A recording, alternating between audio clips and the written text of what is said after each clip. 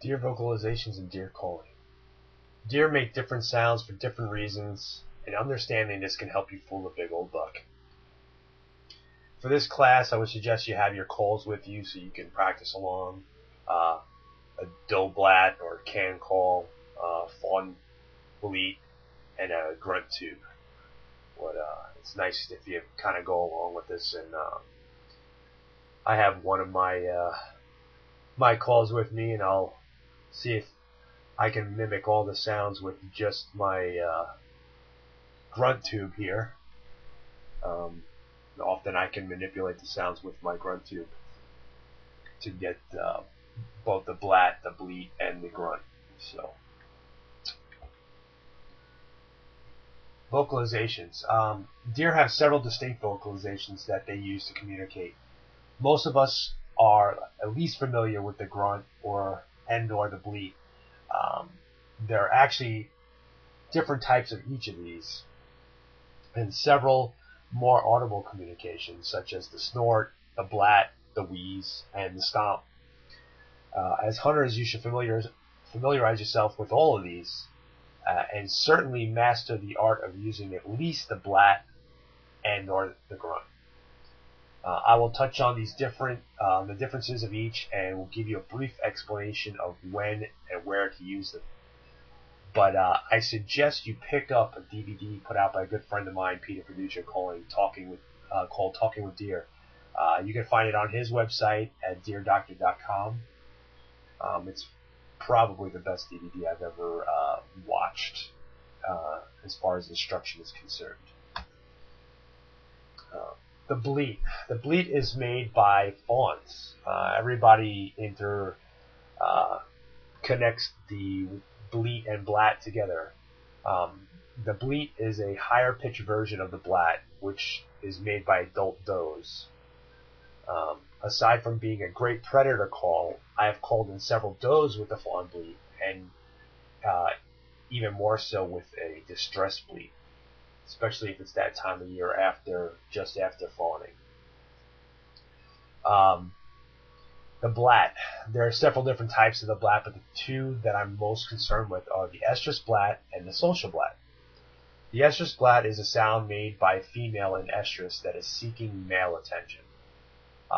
It's lower pitched than the bleat, and the cadence is usually a 2 or 3 relatively short bars with a whine quality to them, almost like a stutter. I like to refer to it as the "oh please come here" type sound. And let me see if I can get this out of my grunt tube here.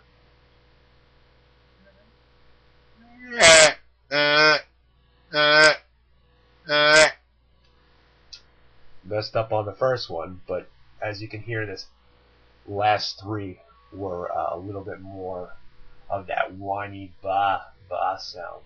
And again, I don't have my can call, which is usually what I would use for this, but I'm using my grunt tube to make that sound. An estrus blat can be used to call bucks during the breeding period, and there are a lot of manufacturers out there that produce this for this call out there. I typically use the Primos, or Quaker Boy makes a good one too. Actually, I think I like the Quaker Boy just a little bit better. It's got a nice little rubber cap that you can kind of put over it when you're not using it. It makes them last longer.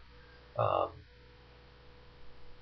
like the medium-sized can. I don't like the really large ones, and I don't like the little one. The little one makes more of a bleat sound than it does a blat sound.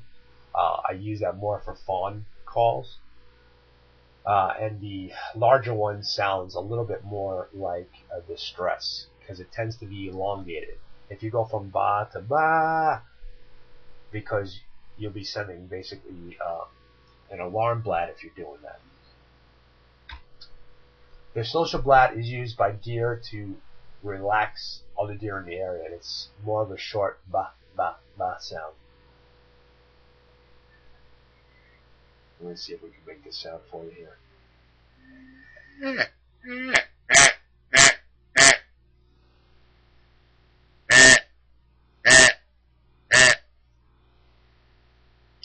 Not doing an excellent job today on my grunt tube. I should have brought in a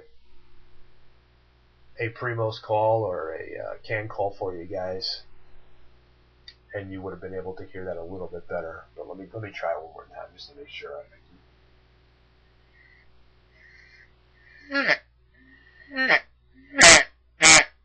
Yeah, it's getting worse and worse.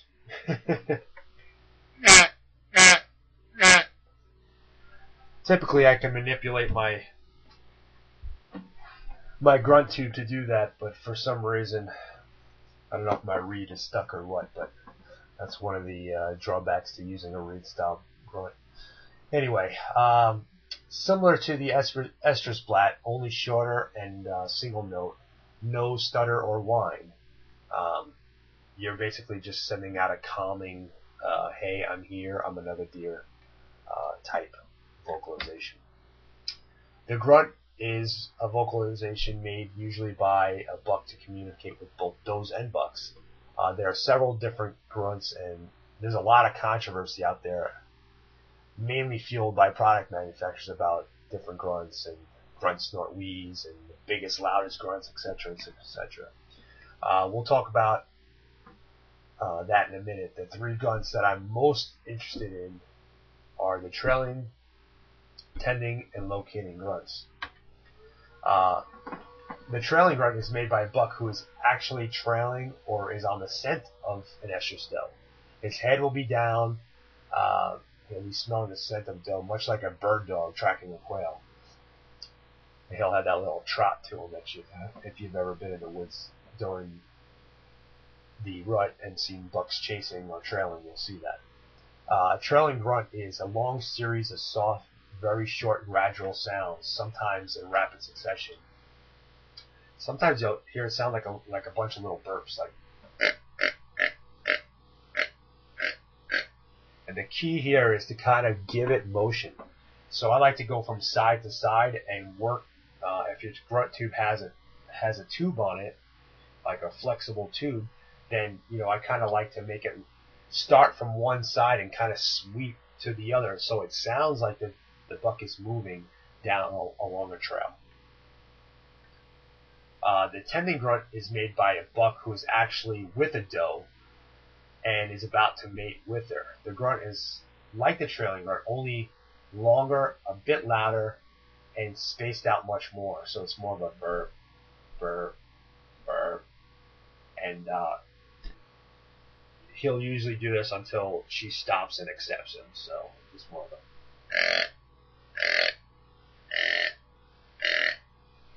type of scenario. The doe locating grunt is a two-note sound. It's made by buck as he attempts to locate estrus does, and he'll do this as he's cruising the ridges and so on and so forth.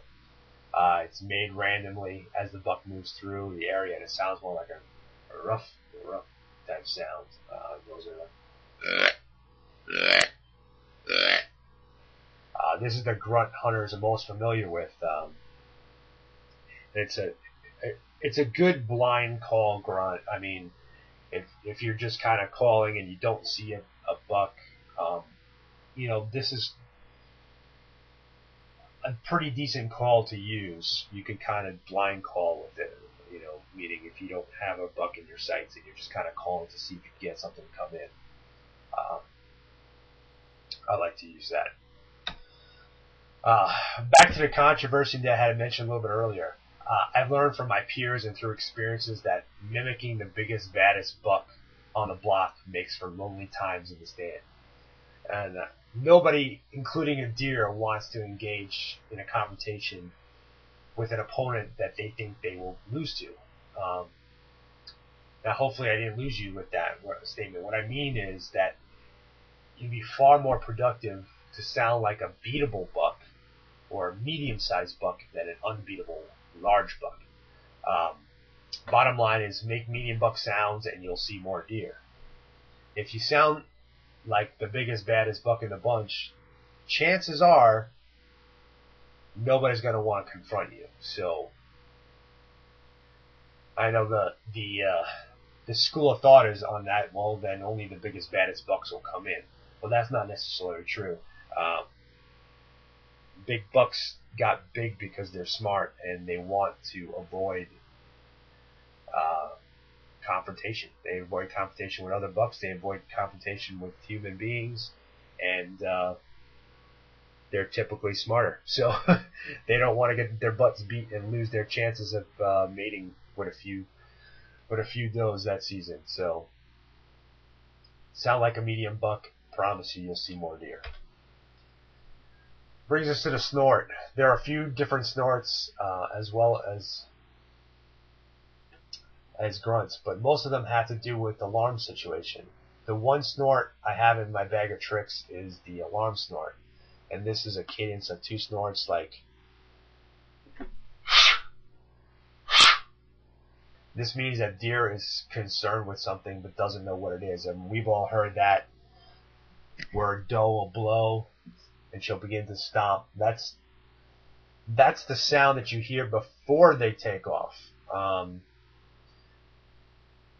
It's the one that you don't want to hear. So if you can make the 2 snorts like that, this will often help either break a deer out of cover, or it will help you stop a deer. Now, often deer will run away off a few yards and they'll stomp and snort again. It's looking for confirmation that there's another deer, or it's using its other senses to determine what the danger was and which way to go. So this will often present you with another shot. And like I said, I also use this deer to break this call to break deer from cover, giving you the opportunity to harvest them. That's what we did with the buck in this previous slide, or actually I should say on this slide right here.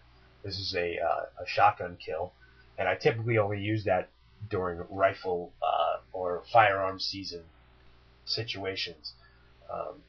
Don't really recommend it for a bow because you don't often get that long enough window of opportunity to pull up, or range, pull up and shoot and all that stuff at once. But if I was going to do it with bow, I'd probably do it more with my traditional archery equipment, like a long raw recurve, where I don't have to rely on a pin.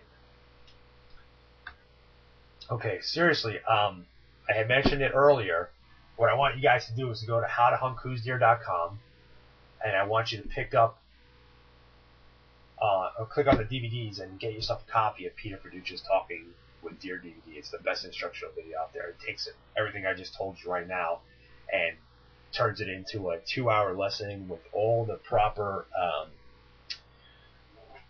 cadences and all the proper sounds, and he'll go over when and where to use it all with you. It's this is just a nice compliment to that DVD, actually. And I think you'd be a really well-rounded deer caller if you can do that. Before we conclude, I just want to touch on rattling a little bit. And a lot of people talk about rattling, and rattling is not a call, not a deer call. It's not a deer communication. So that we weren't going to go over it in this, but real quick to touch on that, because we got a lot of questions right after I produced the slideshow for this. So that's why I'm including it in the discussion. Rattling is a good tactic, and it works a lot of the year. Actually, it works in pre-rut situations, rut, and often in post-rut as well. But the biggest thing about rattling is creating the illusion of a buck fight. So it's important that you incorporate your grunts, make noises that you would normally hear during a buck fight while you're rattling, and try to keep the sequences to shorter amounts. Because if you ever watch bucks fight, they never fight for more than 20 seconds. 30 max would be huge. It's usually a quick scuffle and one guy runs off. Very, very rarely is it a 1 minute, 2 minute, blowout brawl. So if you make it too loud, too long, often you're going to spook more deer than not. Anyway, we'll touch on rattling and other forms of other tactics of calling in deer in later lessons. This concludes our session of the online course. Next month we'll discuss gathering intel that will help us pick this year's deer spot. Thanks for joining us, and we'll see you out in the field.